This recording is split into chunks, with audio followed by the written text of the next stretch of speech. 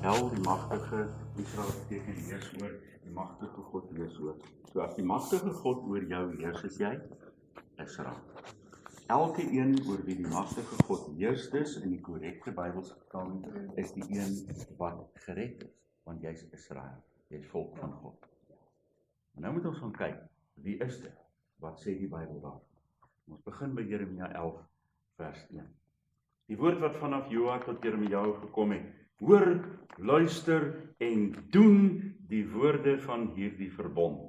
En praat met die manne van Juda, met die inwoners van Jerusalem en sê vir hulle, so sê Joa, die God van Israel, vervloek is die man wat na die woorde van hierdie verbond luister en dit nie doen nie.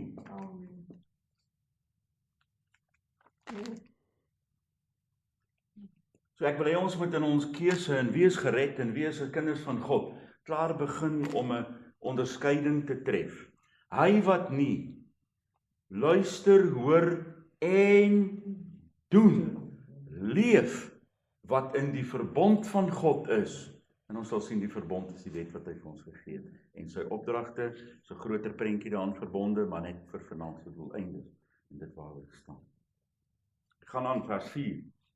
Dit wat ek julle vaders beveel het op die dag toe ek hulle uit die land van Mitsraim, uit die ystersmeltwind uitgelei en gesê het, luister na my stem en doen volgens alles wat ek julle beveel. So sal julle my volk wees en ek sal julle God wees. Wat is die verbond?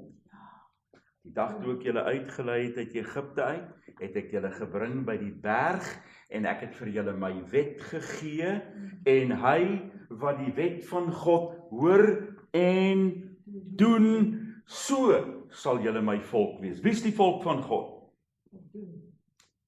Hy wat die wet, wat deel is van die verbond van God, vergeet die ander ding, as baie dinge betrokke, ons gesels oor dit wat hy nou daar sê.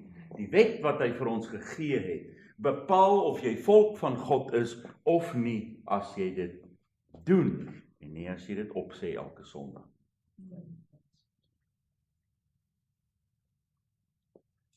So hier het ons eerste skeiding. Jy weet, as ons 7 biljoen mense het, sê gou vir my, waar is ons nou?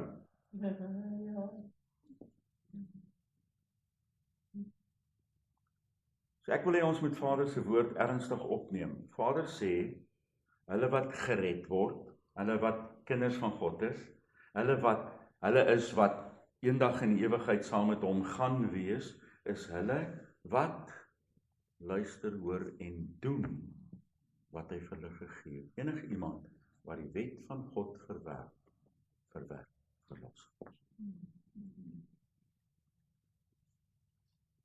Ek sien nie regtig om wie dit is. Ek dink ons hoeveelheidjie word al hoe minder. Jeremia 31:31 sê, let op, daar kom daar verklaar Joa wanneer ek met die huis van Israel. Wat is Israel? Maar wat oor die magtige God heers en die huis van Jehuda, wat die fisiese nageslag is. So die fisiese Israel en die geestelike Israel. Is dit die huis van Israel? En die huis van Juda, dit beteken die fisiese en die geestelike Juda, die geestelike Israel wat is, hulle oor wie God heers.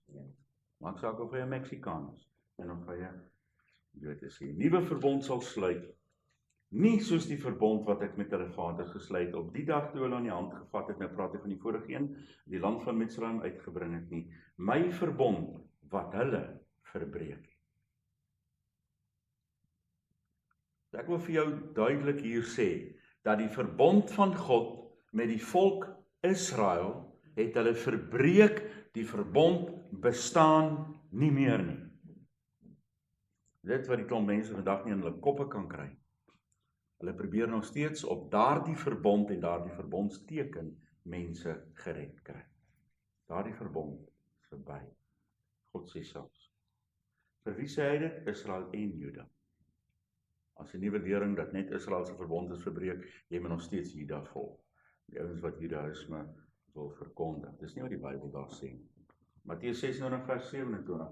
Hy vat ook die beker, dank daarvoor, gee dit en sê, drink almal daaruit, want dis my bloed van die nuwe verbond, wat vir baie uitgespreid word vir vryspraak van sondes. Yeshua het nie gesterf as 'n sondeoffer, want geen mens kan 'n offer wees vir ander se sondes nie. Hy het gesterf om ons sonde se straf weg te neem. Ons word vrygespraak van die straf van die sonde. As ons Tanak verstaan, dan kan ons dit verstaan. As die hele konsep van Yeshua as 'n menslike offer vir iemand anders, stoot die Jode heeltemal af, want is teen die Tanak, is teen die Bybel, niemand kan dit verstaan. Ons moet verstaan dat hy die straf van die sonde weggeneem het. Gaan die dinge dan eers staan, want dit is beskryf belangrik. Yeshua se bloed, kom ons vergelyk dit met Pesach. Ja. Is die volk gered by Pesach? Of is hulle net vrygestel van die straf van die dood?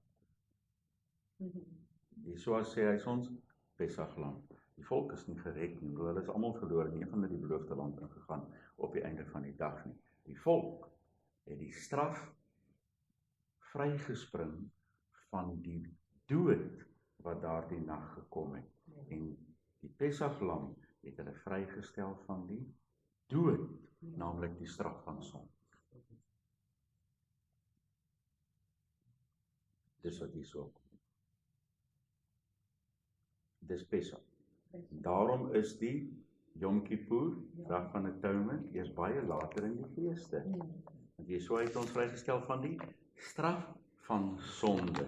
Maar ons gaan tot redding deur die feeste wat ek dan moet deurgaan met die Gees wat deurloop en my verlossing word gewerk, deur die Yeshua wat my gesterf het en my sonde betaal het, sodat ek nie hoef te betaal daarvoor nie, en my lewe van toedekking waardeur ek met ander woorde gered word by Yom Kippur. Redding kom by Yom Kippur, vrystelling van die dood en sonde kom hier. Ek moet eers die lewe leef. Hy wat volhard tot die einde sal gered word. Al het jy so vir jou sonde gesterf. Daai is so. Eenmal gered, altyd gered. Yeshua het vir my sonde gesterf, so ek gaan hemel toe. Yeshua het vir almal se sondes gesterf, almal gaan hemel toe. Maar die Bybel sê hy wat volhard in gehoorsaamheid tot die einde. Hierdie woorde is daarom ontsettend belangrik. En dit waaroor dit gaan, dit wat Yeshua gesê het. En nou kom ons by die teksvers waar die Bybel gebruik om te sê, as jy die Here aangeneem het, gaan jy hemel toe jy is gered. Kom ons kyk mooi wat sê Johannes 1 vers 12. Johannes 1 vers 11 praat van die sondeoffer, die offer wat Yeshua gebring het, en dan sê hy, maar aan die wat hom ontvang het. Ek het gekom en hulle het my verwerp. My eie Israel, my eie volk het my verwerp, sê hy. Maar aan die wat my ontvang het, met ander woorde, hierdie wegneem van sondes ontvang het, aan hulle het hy die autoriteit gegee om seuns van God nie te wees nie. En dis die probleem. Jy moet net die Here aanneem. Iemand al gedink aan die audacity wat ons as mense het, dat ons hom kan aanneem?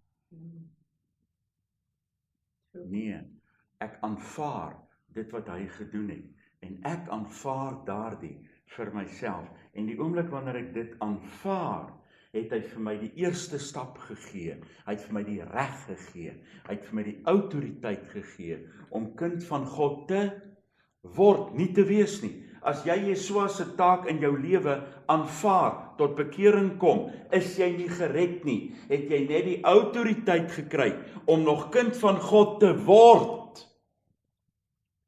Hoe kry ek dit reg? Vers gaan aan, want ons ongelukkig oplees daar, en dan lees hulle ook nie die res korrek nie. Autoriteit gegee om kind van God te word. Wie word kind van God?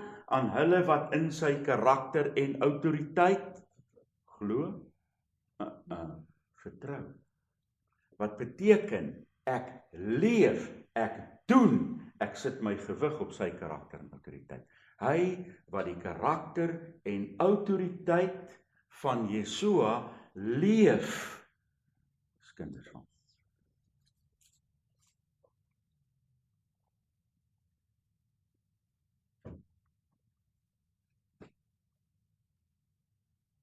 Ek dink waarlik het God gesê, die pad is smal, en river het vind is wyn. En as ons saam met dit wat ons net nou gelees het, mense, dis wat in die skrif staan. Die wat nie vanuit die bloed of vanuit die begeerte van die vlees of vanuit die begeerte van 'n man nie, maar vanuit God gebore is. Die oomblik wanneer ek hierso sy taak en werk vir my lewe aanvaar, dan eers, dis nie wedergeboorte, dis bekering, dis die omdraai, dis die aanvaarding van wat jy so gedoen het. Dan kom die Gees van God, en die Gees van God werk die wedergeboorte in my. Ek werk nie my wedergeboorte. Die Gees van God kom verander my gees. Hy oue sterf, die nuwe staan op, en dis hoekom die doop so ontsettend belangrik is. Die oue sterf, die nuwe staan op, en nou sê Romeine hoofstuk 6, die ou natuur sterf, ek staan op in 'n nuwe natuur, in die Shekinah teenwoordigheid van die Vader. So ek leef volgens sy karakter en autoriteit. Dis wat verlossing is. Hy wat Jesua aanvaar en leef volgens die karakter en autoriteit van Jesua, wat ons ontvang deur wedergeboorte. Daardie teks is so duidelik kom, en dis verdraai, want dis die teks wat die kerk sê, jy moet die Here aanneem en jy is gered, en jy is 'n kind van God. Dis nie wat die Bybel sê nie. Die Bybel sê ek aanvaar hom en ek kry dan die autoriteit om kind van God te word, as ek leef volgens sy karakter en autoriteit. Dis jy nou daai aand doodgaan, maar Wat het die man aan die kruis gesê? ja, dat sê jy het nog niks geword. Jy het nog niks gedoen nie, jy het nog niks gedoen nie, jy het die besluit geneem, ek erken dit, want God ken die toekoms. Daarom het hy vir hom gesê, you made it. 1 Johannes 1 vers 6. Nou die skokkende dele van die versies. Ek is mal oor die boek 1 Johannes, die mooiste boek in die Bybel. 1 Johannes 1 vers 6. As ons sê dat ons met hom gemeenskap het. Met ander woorde, ek is kind van God, ek is 'n Christen, ek ken hom, ek al daai woorde wat mense gebruik. OK. Dan kom daarop neer. As ons sê dat ons met hom